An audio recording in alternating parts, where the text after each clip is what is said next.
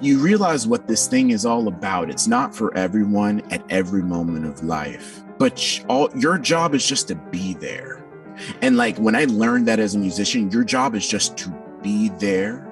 That changed the whole paradigm. It's not about being perfect. It's about being there. It's about showing up. Hey everybody, this is Chris from HonestyPill.com. You're listening to episode 19 of the Honesty Pill podcast and the very first episode of season 2. It's been a heck of a long time, but I finally got it together and I'm putting these episodes out for you. This season on the show, I'll be talking to people who are breaking the status quo, ditching outdated traditions, and building a better future for themselves and the people they work with. I'll be connecting you with musicians, sound healers, coaches, hip-hop artists, actors, and people who not only inspire and educate every single day, but who are experts at talking about what they do so you can get inspired in your own work.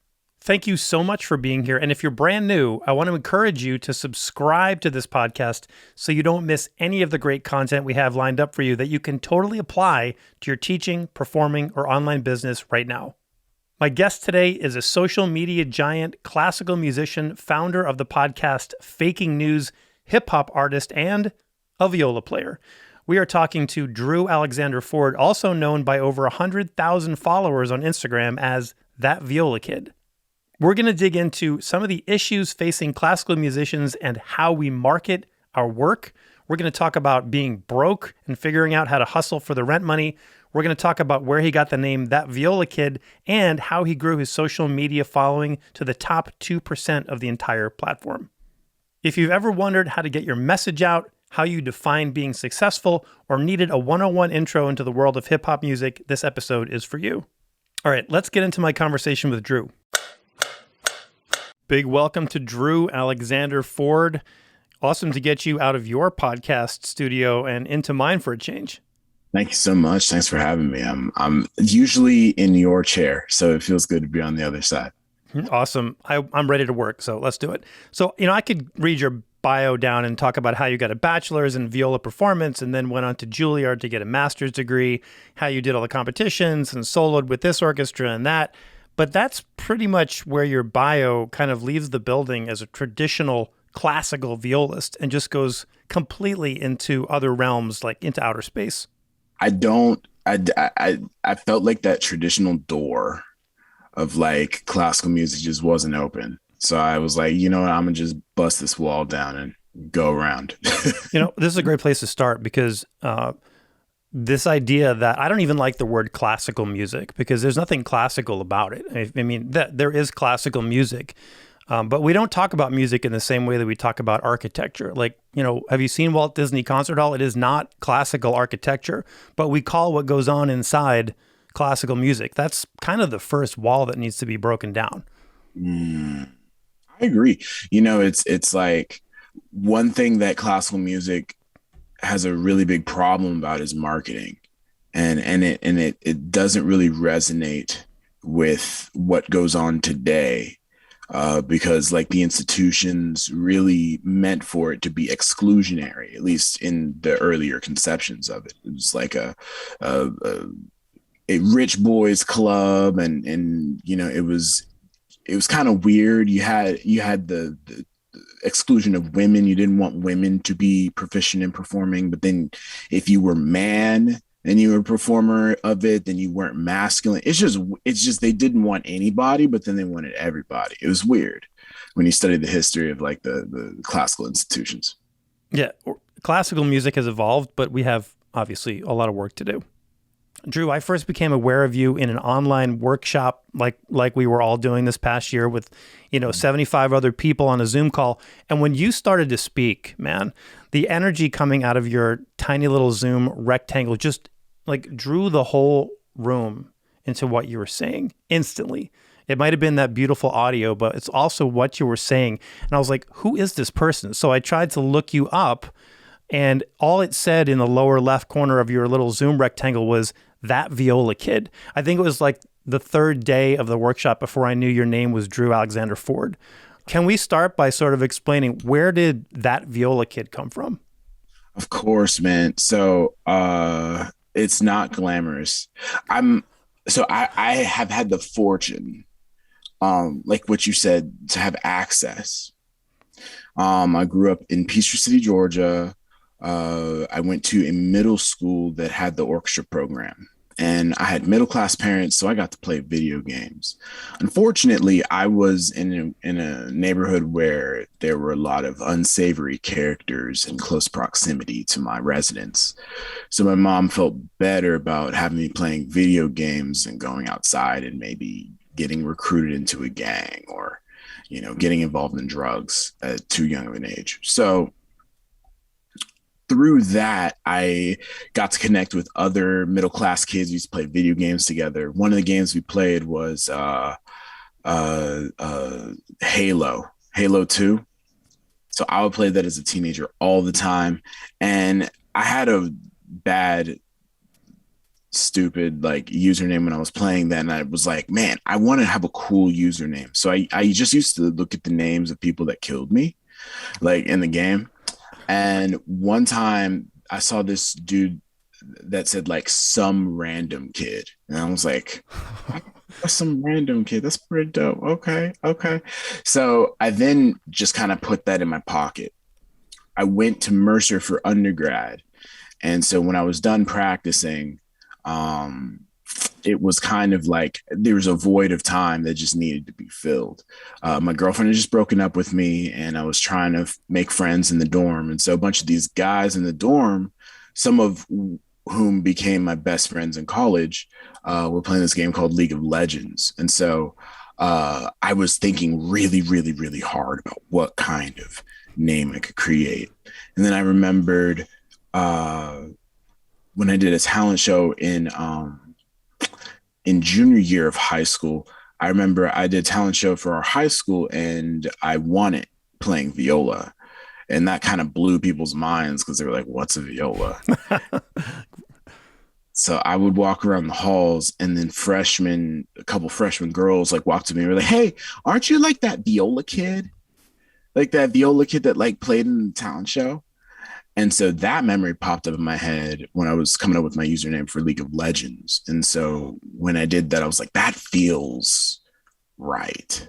You know, Okay, we're going to use it. I'm not a big gamer, but I don't know if is it normal for people to think that hard about their username.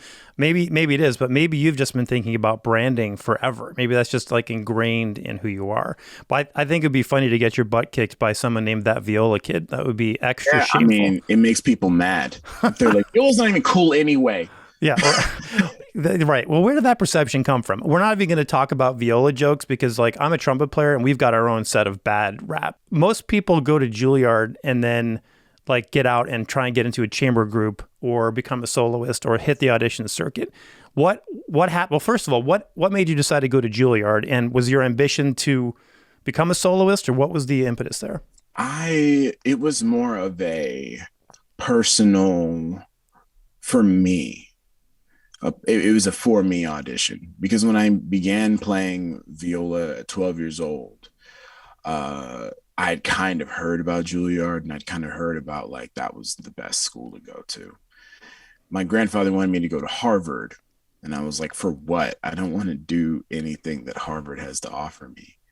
And by the time I was figuring out where to go to college, I was leaning towards going into music with much trepidation because even then I knew making a living would be a daunting task. Much more than like, here's a job, do the job, here's money, you're good. So I was in undergrad, and I had started going to festivals when I was in my undergrad studies, and I'd been just thinking about Juilliard. I'd just been talking to people about it.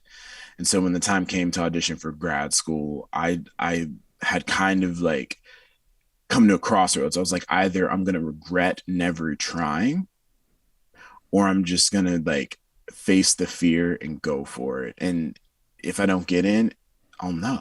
How old were you when you were having these thoughts? I think I was 21. That's kind of amazing because, first of all, the fact that you were going into Juilliard or even any like conservatory situation with your eyes wide open, that this is not a guaranteed slam dunk getting a job. Actually, maybe it's a violin thing, but aren't most string players who go to conservatory thinking about chamber music or solo?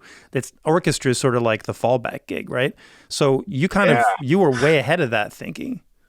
I mean, okay, so I was very aware because when I was in undergrad, and this is 21. This is when I was 21. I'm from Atlanta, so the Atlanta Symphony orchestra was where I got a lot of my high school training. I did the Atlanta Symphony Youth Orchestra. Had tutelage under some of those musicians through chamber music festivals in high school. So I was very familiar with that model. And I knew how amazing these artists were. I knew how amazing it was for the community. And in 2011 and 2012, I believe, or 13, they had two back-to-back years of lockouts. Hmm. And so my friend Alice Hong and I, she spearheaded it, and we pretty much performed a chamber music concert when we got home from school. We would throw these fundraising chamber music concerts for the Musicians Fund at First Presbyterian Church up in Roswell, Georgia. And just knowing that, like, I'm a college kid playing for free, trying to raise money for professionals. Like, if this isn't lack of insecurity in the job market, I don't know what is.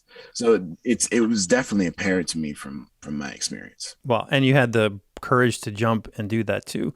I don't think I know any creative people, musicians or otherwise, who have done that, but also had some baggage created alongside with it, like, fear of lack or imposter syndrome. Perfectionism runs rampant in all that we do. I mean, our whole training methodology, which I'm sure you're quite familiar with, having gone to Juilliard, is to lock yourself in a practice room and go in there and make it perfect. And we all know that that's not only not possible, but then it comes out with, when you get out, that's the stuff that can derail your audition process in the first place. So did you kind of know that when you're going to graduate, you're going to have basically a useless piece of paper? Oh yeah. Oh yeah. But I didn't go in there for the piece of paper. I went in there for the experience. I went in there to get the tools to be the type of musician that improves for the rest of their life. Right? How does one improve? How does one critique oneself? You know what I mean? You look at yourself like you're a work of art in progress. Right? And so in doing that, I knew that maybe my viola skills are one part of my skill set, but it's not the only part. Because look, who's going to get a solo job? And quartets don't stay together. And the market demand for a string quartet is like weddings, cocktail parties, and that's it. They're not playing stadiums. So what are we really doing here, folks? Like, I was very aware of that because I also went to jazz concerts as a kid. I went to rock concerts. I went to other concerts with other genres of musicians. And I was like, this is possible. You can have 100,000 people listening to you at one time. So how come classical music hasn't figured that out yet? And so I was like, okay, I'm gonna figure something else out while I was in college. And so that's why it wasn't. Juilliard was just more so like, if I got into a room and had the opportunity to play with hip hop artists, to play with R&B artists, to play with jazz artists, that I could say that I went to Juilliard, and they knew I wasn't just some scrub, that I could like probably have a conversation with them. Yeah, Juilliard's not a bad thing to have on your resume to open some doors. Does it open the right doors? I mean, even in like, I imagine across hip hop communities, everybody knows what Juilliard is. I mean, it's almost like a joke, right? Oh, what did you go to Juilliard or something? Actually, I kind of did go there. It's like, it's a beacon of validity. But also, I think for most people, it doesn't open doors like it did for you. I think for most, it just shuts us down into a super narrow frame of what you spend the rest of your life and every waking minute of your energy thinking about. That for most people, it reminds me of that. There's these posters, these demotivators. I don't know if you've ever seen these. No. In like an office building, you might see like a cat or a kitten hanging from a rope, and it says "hang in there," like motivational posters, right? These are called demotivators, and it has a picture of like McDonald's Happy Meal French fries, and it says, not everybody gets to be an astronaut when they grow up. It's like reality check. I think that that's for the most people, they're not going to get a big orchestra job or get into that Emerson string quartet and have a living. So do you think New York City was a big player in you being able to be exposed to, like jazz clubs or hip hop?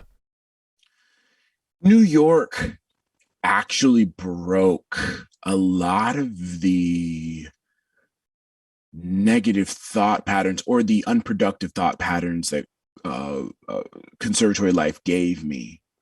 It was both something that said, hey, not bad, kid, you're doing okay. And also, I don't have time for you. You're not, why are you talking to me?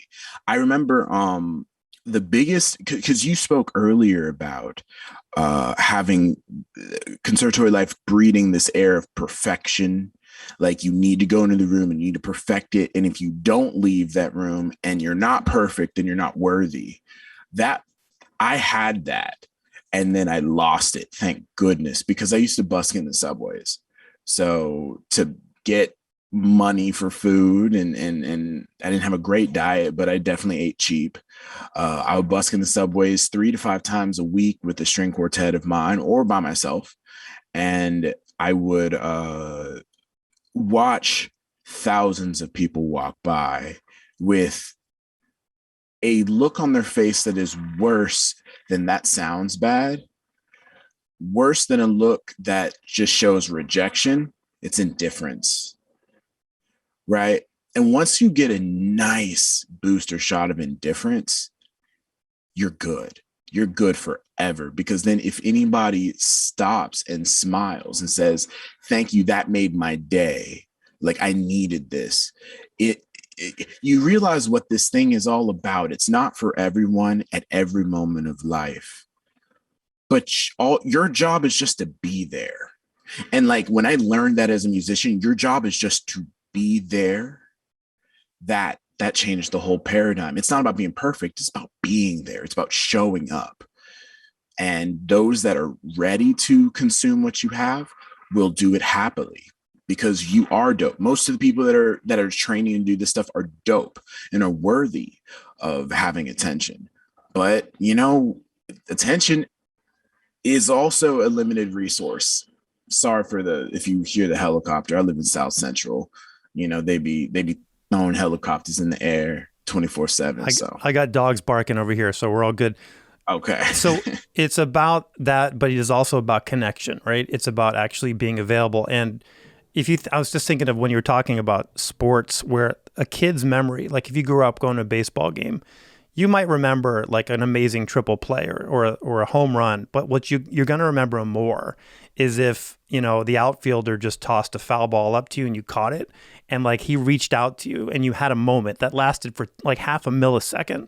That's going to make more impact for the rest of your life. That could actually inspire that kid to become a baseball player or a great dad or who knows what.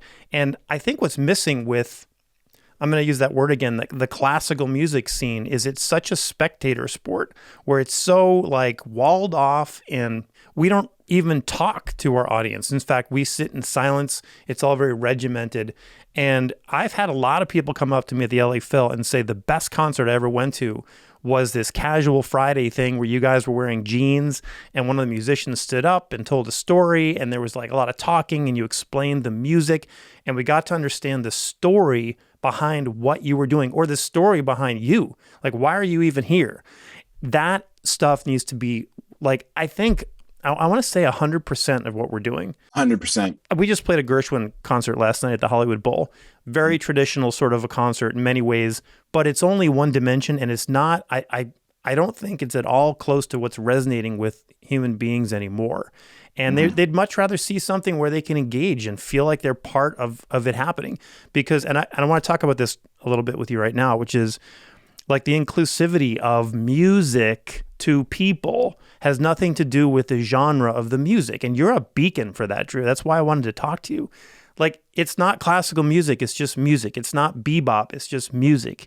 It's not even my music. It's just music. You said it so perfectly, Chris. Like when you said it's one dimensional. Right. Also, shout out. Are you playing the concert tomorrow at Hollywood Bowl? Mm-hmm.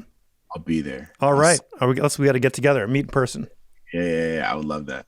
Um, anyway, so what I think is like really important about classical music, and the one thing that I really want classical musicians to understand is like once you've heard Mahler one once,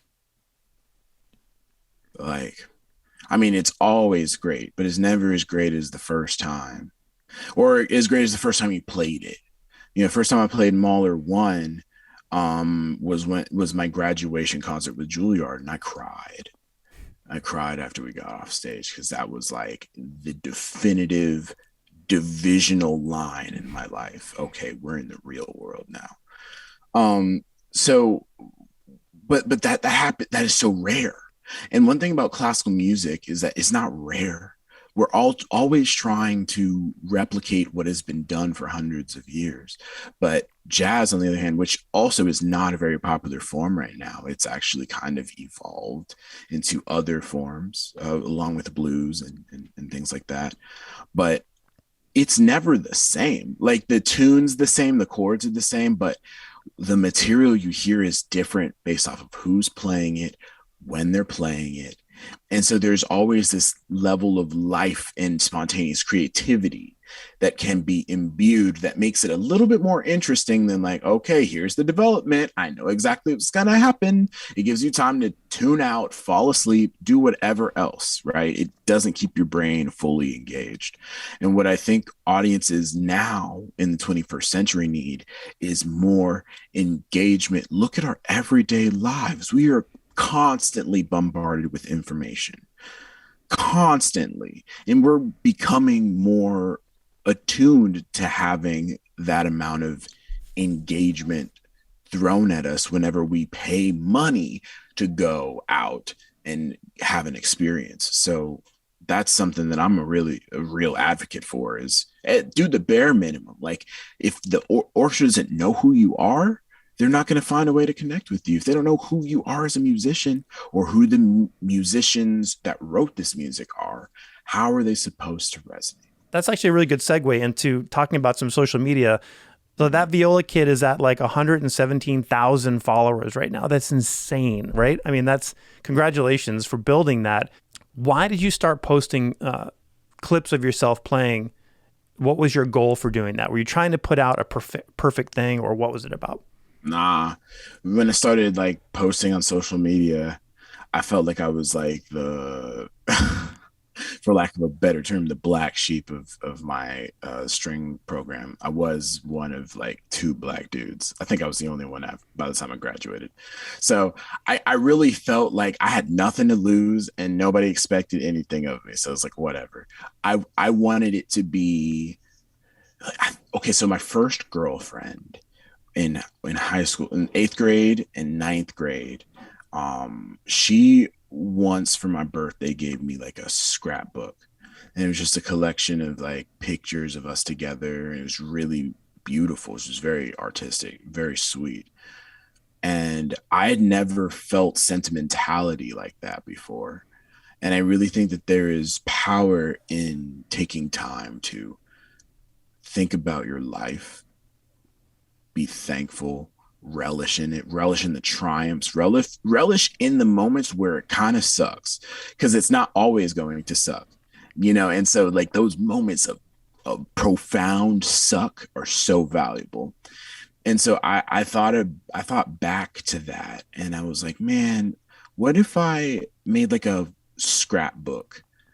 If I made my Instagram like a scrapbook of my viola journey, like good and bad, especially like detailing my ambitions of going to Juilliard. Like, what if I do this journey to Juilliard? Share 15, because back in the day it was only 15-second videos. What if I just did 15-second videos of like a rehearsal or of like my lesson or whatever it is, and just try to like give people snapshots and like what I'm doing and where I'm going and how I'm trying to get there. And it was that simple. But that concept was pretty fresh at that time. And so, you know, with anything, this is a marketing principle, right? If you're a first mover, you get a huge advantage in capturing an outsized portion of the market. And so, since I was one of the first violists to do it, I wasn't the first string player. Among those, that title goes to like people like Chloe Trevor, violin, and John Hannafin, and Mark Bassett, and Niles Luther, and Michael Cello. There were tons of like string players around the country who were doing things like this, but I didn't see any violists. So I was like, okay, it's time. Let's give it a try. And that was back in 2013. On September 29th this year, it'll be 8 years since I started. And we'll be right back. I want to give a huge thanks to the sponsor of the Honesty Pill podcast, Yamaha Corporation of America. I've been playing Yamaha equipment for decades in my own practice room, on stage with the Los Angeles Philharmonic, and touring all over the world, and Yamaha has been an absolute game changer. One of the things I love about Yamaha is the way they pursue excellence in all of the work and at all levels. They are as dedicated to doing quality work for beginning students as they are for marquee artists.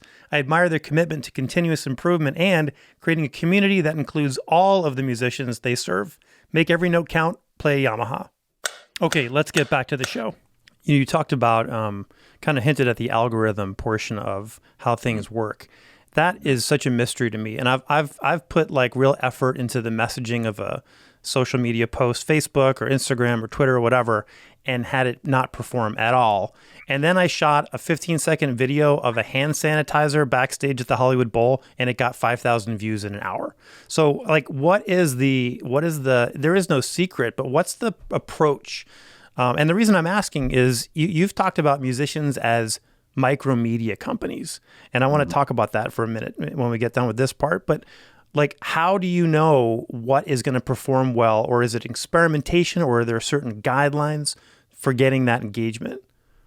It is a crapshoot. I don't understand this modern algorithm when it pertains to Instagram. What I will say is, if you want to win on Instagram, you got to play by its rules, and you got to know what Instagram wants, because they will code their algorithm to curry favor with actions that so essentially they hold your engagement as like a content creator hostage in order to incentivize specific actions that they want to do, and they use those actions to build their war machine against their market competitors. So right now, the CEO of Instagram a couple weeks ago came out and literally said, we are no longer a photo sharing platform. So if you do not know that, you need to listen. We are not a photo sharing application anymore. We are a video platform. So they're trying to come for TikTok and YouTube. And that being said, so what I would do if you're really trying to boost your engagement, I'm like building a crypto startup, and I have a podcast, and I have a girlfriend, and I'm trying to like make my own music and build my own business. So it's really hard to find time to be like, okay, I'm gonna sit down and understand Reels. Like what do I want to put on Reels? Right. But that's the move. If you really want to start growing, the algorithm is prioritizing Instagram Reels, short form content. And so if you're trying to look for a way to kind of like get an edge in the algorithm, that was it. When I was building, it was utilizing hashtags, and not only just utilizing hashtags, but going into the hashtags of the communities that you want to connect with and liking all the photos.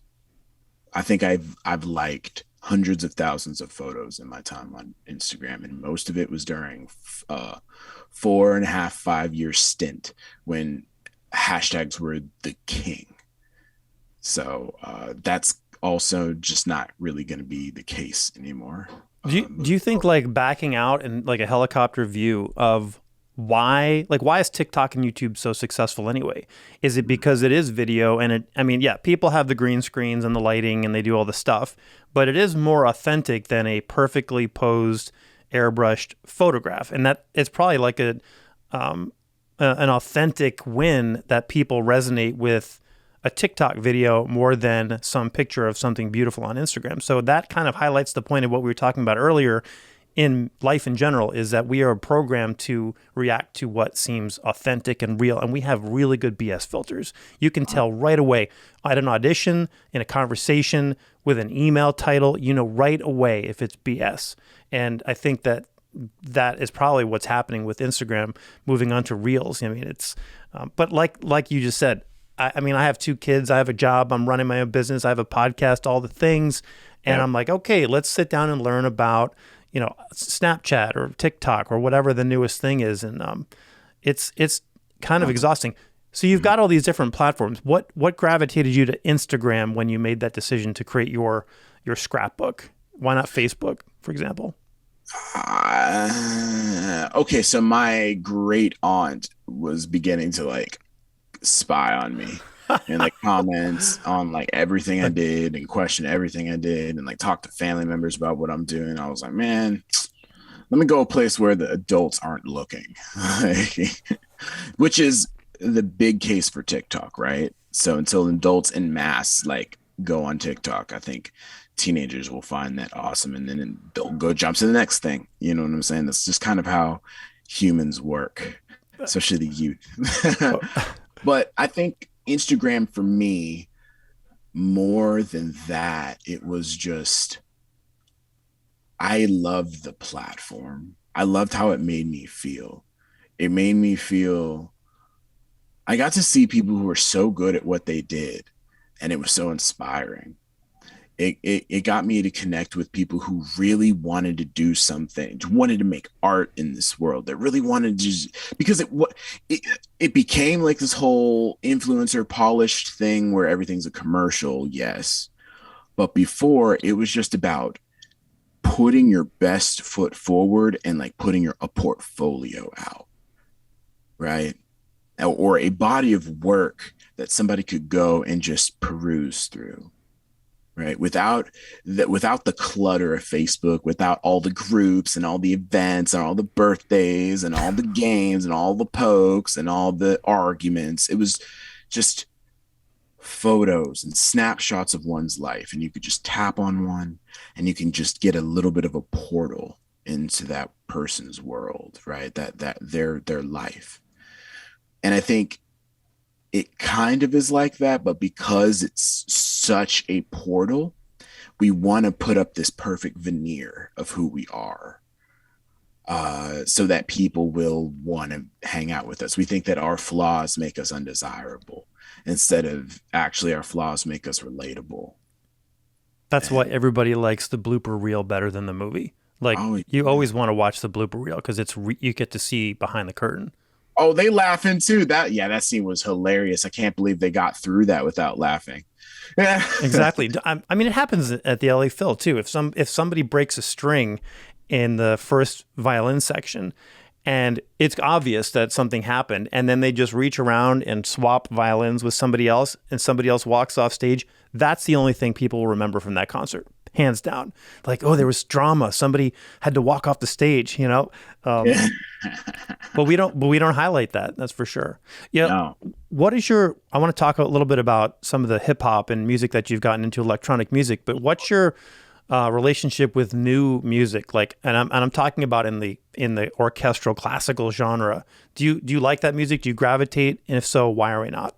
I want to be I want to be diplomatic, but I can't get behind aleatoric or serial music. I it feels medical. So I mean, I can do it, and it is fun to have the challenge of like playing the craziest technical like demands. Like that's fun for me. That's kind of fun because it's like I get tired of playing whole notes, yeah, or boom chuck chuck. But at the end of the day, it just, unless it is like tonal and it's interesting. I love the works of Jesse Montgomery. Jesse Montgomery, I'm so fortunate to be able to call her a friend. And we've toured together and performed together before, and I'm so happy her career is really taking off in a spectacular way because she is American music. She is a she's taking the torch of classical music and really making it something unique and vibrant. And it's no wonder that her music's in such high demand. Whenever we're doing new music, people are like, anybody have a copy of Strum from like Jesse Montgomery? And it kind of stinks because I feel like that's her stairway to heaven. But she's writing so much incredible work, right? But everybody wants to play these one or two pieces. But I think that's progress. A Black woman's music being in high demand in American orchestras, like small ensembles to big ensembles. That is a beautiful, beautiful thing to happen. I try and talk to my kids about race. I talk to my colleagues. You look around at American orchestras, and it's the same demographic as you at Juilliard. There's one or two people of color on that stage. We got a lot of work to do in that area, and that's why I think let's segue into hip hop and electronic music.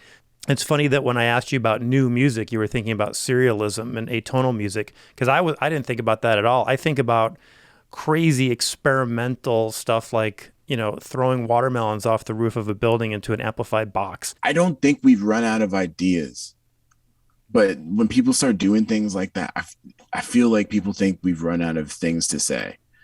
And maybe it's just because you're listening to the wrong people. Like music is about synthesis. It's about taking culture and throwing it together and talking about what it's like to be on this crazy like blue marble hurtling through space, with a thin layer of atmosphere keeping us alive. You know what I'm saying? Like that's kind of wild. And we try to just keep ourselves busy while that thing is going on. And music is one of those things we keep ourselves busy with. So I think that's kind of like a symptom as well of people not getting inspiration from other places. The greats that we laud and we favor, Rafe Vaughan Williams and Ravel and Tchaikovsky and Bartok. Like a lot of these people went to different places from where they were born for a long time and sampled culture there, learned about that place's music, and then wrote about it, infused their upbringing, their experiences with their newfound experiences with people that were different from them, and created something wholly unique. And I think that's the essence of music. And when you get into serialism, it's not like you're listening to what other people are doing. You're just sitting in a cold room by yourself, writing out a series of 12 notes on a grid and just figuring out which order am I going to do this? All right, bet. That's just not, and I know I'm oversimplifying, okay, for all the serialist stands out there, but I'm just trying to keep it real. My podcast only has 2 listeners, and neither of them are into serialism, so you're safe, man. All right, I'm going to ask you a little bit about duality right now, because it's a great point you're making about stepping into 2 worlds. Mm-hmm. How does one decide? Well, how did you decide to sort of leave one world, one identity, Juilliard trained classical violist, and step, not even move completely into another world, but kind of straddle 2 worlds at the same time? I feel like the coolest stuff in life is stuff that you're curious about. And I grew up in Atlanta. Okay. This is a mecca of hip hop. I grew up listening to Outkast and 50 Cent and Kanye West. Oh my God. Kanye West is one of my biggest inspirations. And Andre 3000, I've got a line in that song, got 3 stacks like my name Andre. And I was like, I really want to embody how sonically interested Andre 3000 was in that Outkast duo. Because growing up, I was listening to Outkast all the time. And they were hip hop, but they didn't sound like the typical hip hop. They always threw grunge elements in their music, electronic elements in their music. They would bounce around and do other types of genres. Like If you listen to Speaker Box, their double album from like 2000, Speaker Box and Love Below, the Love Below, which was Andre's project, has like grunge music in it, has jazz in it, has singer songwriter kind of like indie pop in it, and hardcore hip hop in it, and it's just this genre bending world. And that really kind of like influenced me so much in what was possible. Like I play viola, and I shouldn't try to run away from that, but I like hip hop too. I love the autobiographical nature of the lyrics.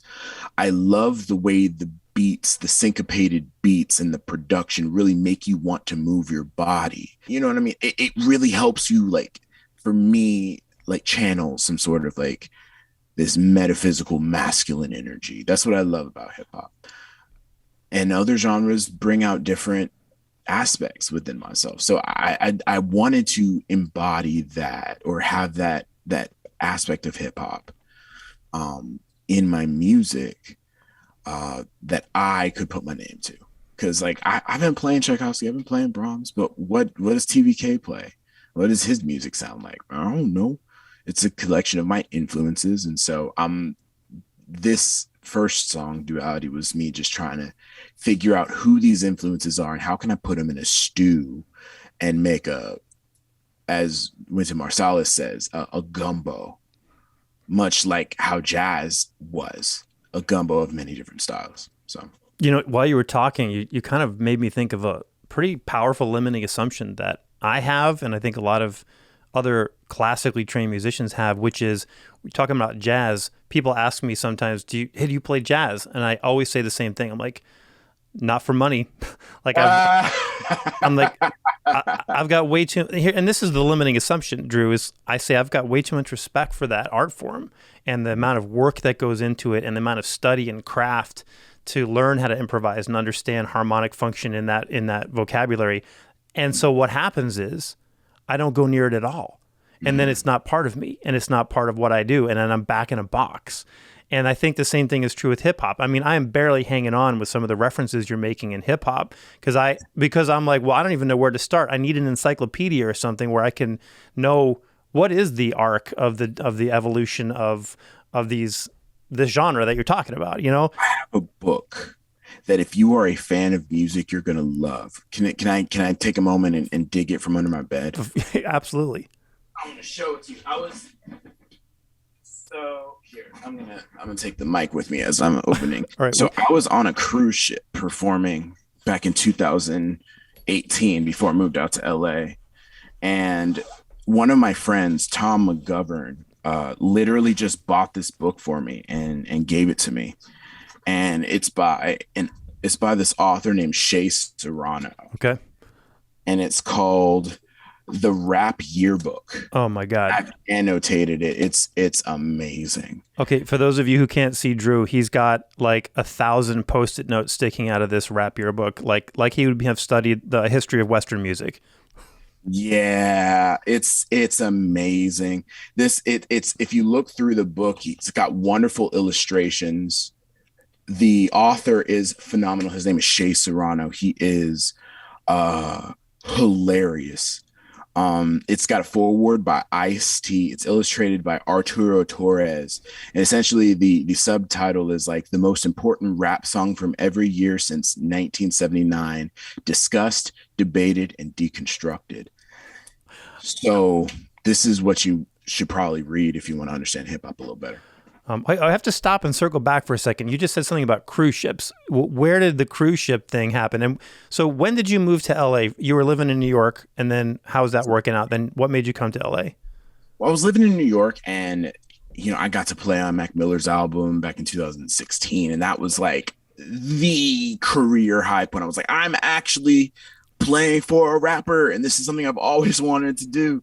And Mac Miller was so much more than a rapper. He was the quintessential musician. Like, the music world truly lost an incredible human being when he passed away in 2018. But so I got to do that, and then I just was like, there was a point where I just was barely hanging on making money in New York. Like Juilliard trained, I was out of school for uh 2 years, 3 years, and I was like, man, I gotta do something because this is not scaling the way it needs to. My YouTube channel is like doing okay, but it's not making me money. My brand is kind of growing, but it's not making me money. And the people that I see really making it work live in Los Angeles. They've got brand deals, they've got collaborations, they've got everything. So I need to go out there. And so I began a series of, in 2017, a series of trips out to Los Angeles, three in 2017, February, to do some collaborations with my friend Albert Chang on his YouTube channel.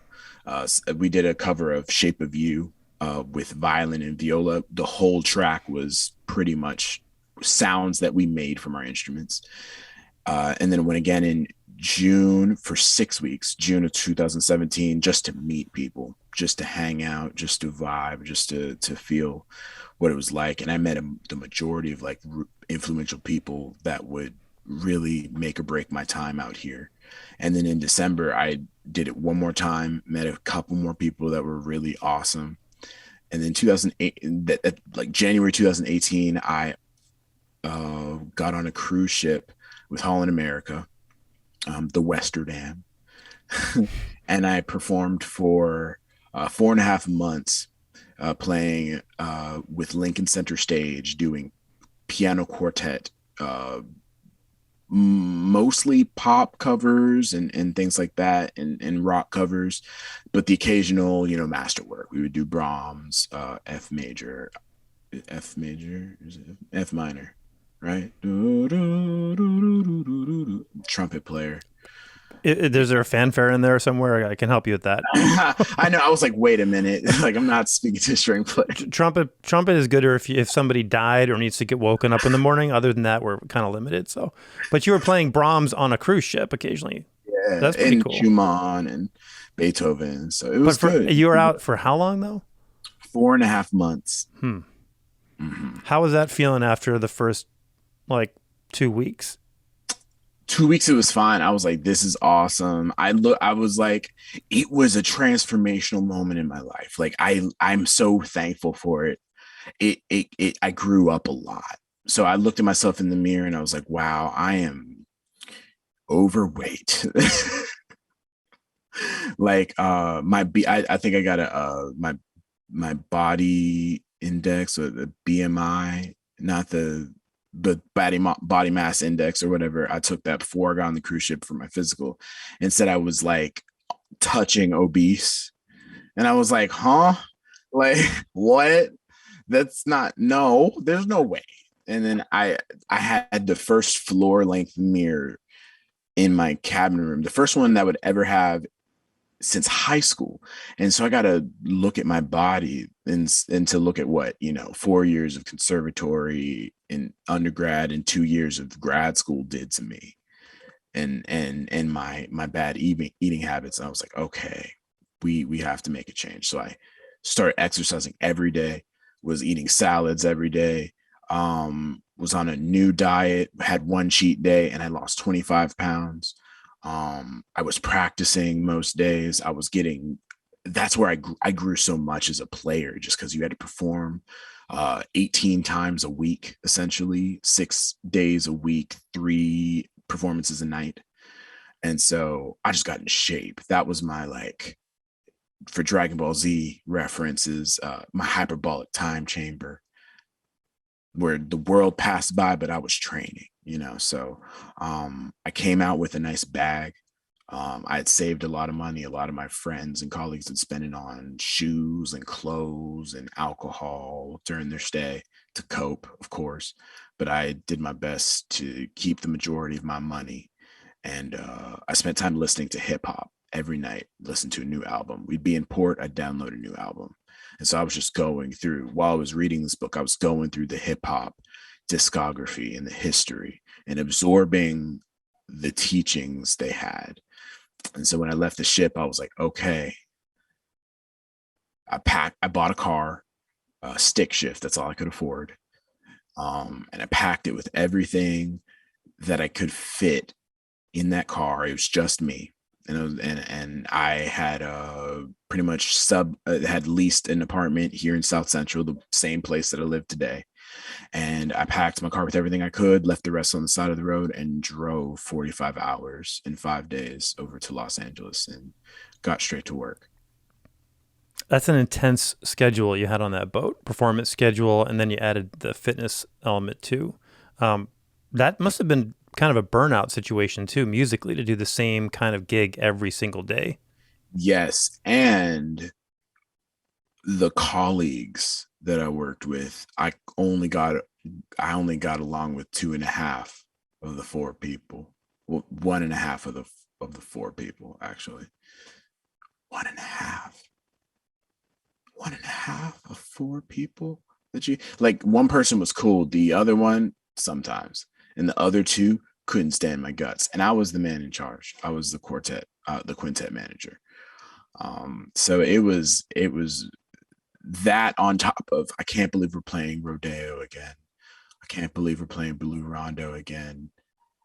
Oh my god, if I have to play Dvorak A major piano quintet again, I don't know. Maybe I'll jump. Like, it's just like it got dark, but the exercise and the healthy eating really helped me keep a pretty good mental state. Drew, there's a thread in everything that you say, and I want to point it out. Just I know you know this probably, but you are a very strategical human being. In fact, do you know how rare that is in this industry where people say, okay, first of all, just knowing, like back to the top of the call when you said, I knew what I was getting into going to Juilliard. That is so uncommon in our industry, and I don't know why. I think a lot of creative people think magical thinking, and hey, I'm all for woo zone magical thinking, by the way, 100%. But Important. with a strategy attached to it also, and also some realistic expectations of what I need to work on internally to be successful. That doesn't happen without an honest viewpoint of yourself and the strategy to back it up. Is that just sort of a natural thing for you, or did somebody sit you down one day and say, "Look, you need a plan. You can't just like fumble through this"? I'm actually super unorganized. I'm good at macro planning, but the micro planning I kind of leave up to improvisation because, like, the best laid plans of mice and men. You know what I mean? My influences are my grandfather. He was a historian at Georgia State University. He passed away back in 2019, but he really instilled in me, both genetically and intellectually, the need to understand history. And in doing so, I began, like, in 10th grade, I became really interested in history. I had a great history teacher, Mr. Keenest, shout out. Um, and I became enthralled with military history. And if there's any organization that humans created that can change the world and change the landscape of the world and really affect massive projects, it's the military. And what does the military do? The military has hyper levels of accountability, hyper levels of planning, contingencies. And so in understanding that, I realized, okay, yes, it's important to have a vision board. I don't.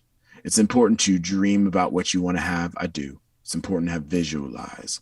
But if you don't marry that with action and with a loose level of strategy, you're going to waste energy and time. And I'm not perfect. I've wasted a ton of time and energy, but I'm always just trying to at least make sure I'm pointed in the general direction and course correct when needed. It's kind of hard to visualize something that you don't know what it looks like, though. This is a point for audition preparation that I'm always hammering on people is you need to know what a winning round sounds like if you want to visualize it. And the only way to know what a winning round sounds like is either to have a round that you win and go, oh, that's what that feels like. That feels very different. It wasn't note perfect. I didn't nail everything. It wasn't my best playing. I wasn't touched by an angel that day. Or to have a mentor or some sort of training where you can learn, get behind the curtain on what that is. So talk about mentoring a little bit. You have a mission to sort of break some of the misrepresentations and myths about our industry with young people, and especially bringing them into this creative space of, what did you call it? Not gender bending, genre bending, and gender bending. Why not? Yeah, whatever. So, what does that look like for you in your actual life? What are your action items around that mission?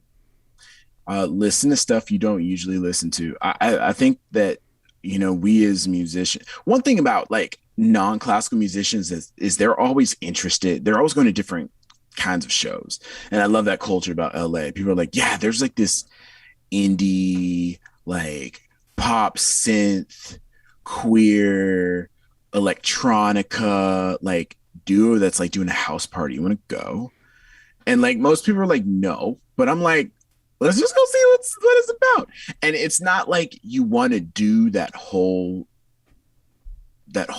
sort of aesthetic, but there may be like one moment in that concert where you were like, wow, I love what they did there. I love that synth line that they did, or I love like that drum beat that they made.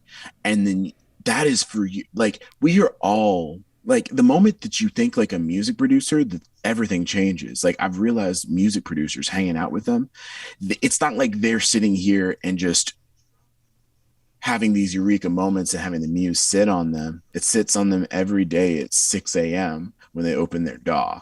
And what they do is they just listen to a lot of music and find what they like.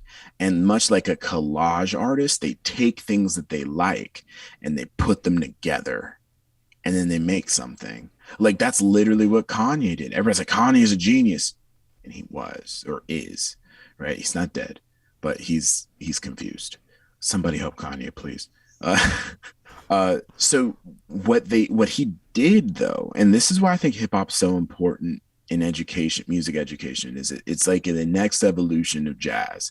Jazz takes, you listen to people's solos, you copy the solos, you learn them inside out, you transcribe them to every key, and then you truncate them. And as you're playing over something, you kind of remember Coltrane. You feel like Davis. You feel like Dizzy Gillespie. You feel like Charlie Parker in this instance. And then you remember those few licks you learned from those cats and you put them together, right? Hip hop takes that to the digital level, where you chop a old soul sample that sold 10 copies when it was released originally. You revive it, you bring it into the modern day, you slow it down a little bit so the voice goes, you turn down the gain, you chop up your favorite parts of that, and you repeat them, and you make an 8-bar loop. Then you throw drum samples on top, and you grab these drum samples from an artist who sampled the best drummer in the 80s, or their favorite drummer in the 80s, and they digitized it. And you buy those samples, you put them on this track. It's a collage of things that you like and things that you experience, and you put them together to create something new. It's true synthesis. And so that's kind of very alien to what we as classical musicians do. We replicate, we don't synthesize. And I think they're both valuable skills. So that's what I want to do. My friend Leah Ziegler, are you familiar with her? She's a violinist out here in Los Angeles, jazz violinist and singer, and former orchestral player, like soloist. Like, she's phenomenal. And she was on my podcast, and she talked about how an album is a snapshot of your life in that moment. And if every day you don't make an album or you don't make a piece of music, you're losing a wonderful snapshot of your life that can be shared with other people. And that's kind of how I felt about Instagram. So you see how this need to create is like inherent in all of us. And the one thing that I would urge for people maybe listening to this is do not get caught in the trap of engagement. It's poison. The whole point is to create, right? Because what did I talk about? 70s and 60s samples that sold 10 copies now being synthesized and chopped up by an artist in 2020. And now their music's being heard by millions of people. Just because nobody's seeing it right now doesn't mean it's not valuable. It's you are important. Your perspective is valuable, and maybe it's just you're just ahead of the curve right now, and people will come back and see what you've done and be fully inspired by it. That's beautiful advice. Speaking of advice, can you give anyone who's listening who's like me, who's a classically trained musician, okay, Mhm. or a teacher of people who are learning how to play an instrument, like what's one foot I can put forward into an improvisational or hybrid sort of a playing? How can I incorporate that feeling of bringing in hip hop or other influences? What's like one thing I can do today? One thing you can do today is find a jazz artist. I would recommend Miles Davis because his music isn't as virtuosic necessarily with the number of notes. It's about the quality of the notes and the note choices that he did that really made his music wonderful. I would listen to him and just find one, like listen to uh Kind of Blue, the famous album. I know you've heard it, but like play along with it and try to learn one of the solos from your favorite tracks. And in doing so, you're learning from him. Just like you do that with what Tchaikovsky wrote, but there is a different thing that happens when you play by ear.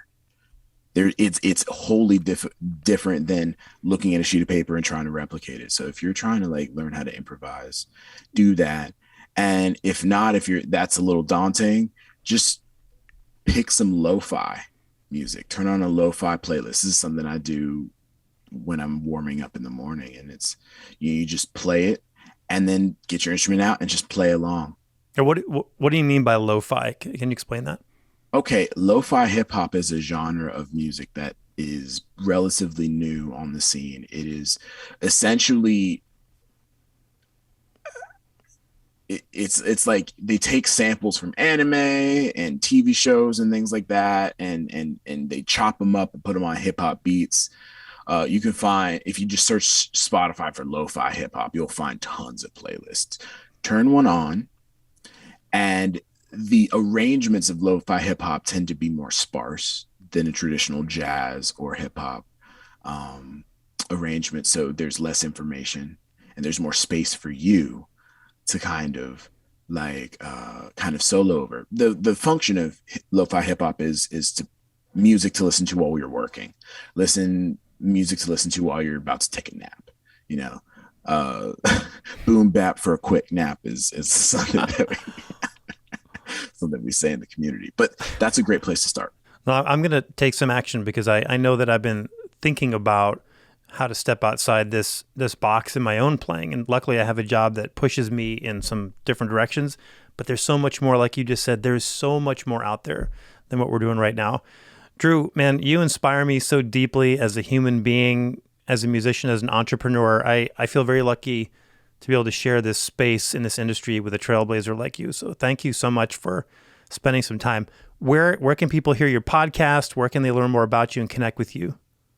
Thank you so much for having me, Chris. Like, I've really enjoyed this conversation. And like you said about me, I don't know about like having presence or anything like that, but like when you spoke on Jennifer's uh, seminar, like I knew you were different. Like I can really tell, and like your listeners are they're so lucky to have you as a guide, and I'm very like happy to be here, and I hope maybe you'll come on my podcast one day.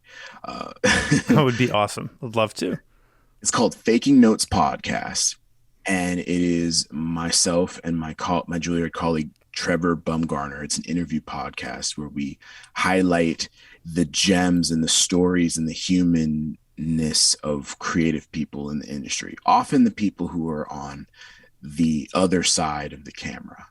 Maybe not the star, but the cameraman or the producer behind that hit show. And you can listen to it on Apple Podcasts, Spotify, Stitcher, wherever you get your podcasts, Google Play. And if you want to learn more about me, you can go to ThatViolaKid.com. You can check me out on pretty much every platform, social media platform at ThatViolaKid, except Snapchat and TikTok. You can find me at Oh Snap It's TVK, because the young ones, they took my username. I wasn't fast enough. They're quick, man. You got to watch out. Gotta just buy it up. That's it. That's marketing advice for free. Buy it all up. Buy everything. Protect it. Get it. All right. I'm going to send out some links. I'm definitely going to buy that hip hop date book, yearbook. That looks amazing. And let's hook up at the Hollywood Bowl tomorrow. Give me a shout when you get there, and we'll connect. Will do. Awesome, Drew. Thanks for being here, man. Okay. Talk to you soon. Bye. Bye. Big thanks to Drew Alexander Forde, ThatViolaKid, for taking some time. What an amazing human being. So inspiring. And Drew, thanks for actually spelunking under your bed for that copy of Chase Serrano's book, The Rap Yearbook. You can check that out. I'm definitely going to look into that too. All right, that's it for me today. This has been the Honesty Pill Podcast, episode 19, season 2. You can find out more at honestypill.com. And I want to thank those of you who have rated and reviewed this podcast. It means the world to us and helps other people just like you connect with everything that is going on over here at Honesty Pill. And if you haven't subscribed and you like what you're hearing, I want to challenge you to check this item off your to-do list by subscribing right now wherever you get your podcasts. Okay, I'm out of here. Thanks for listening. See you next time.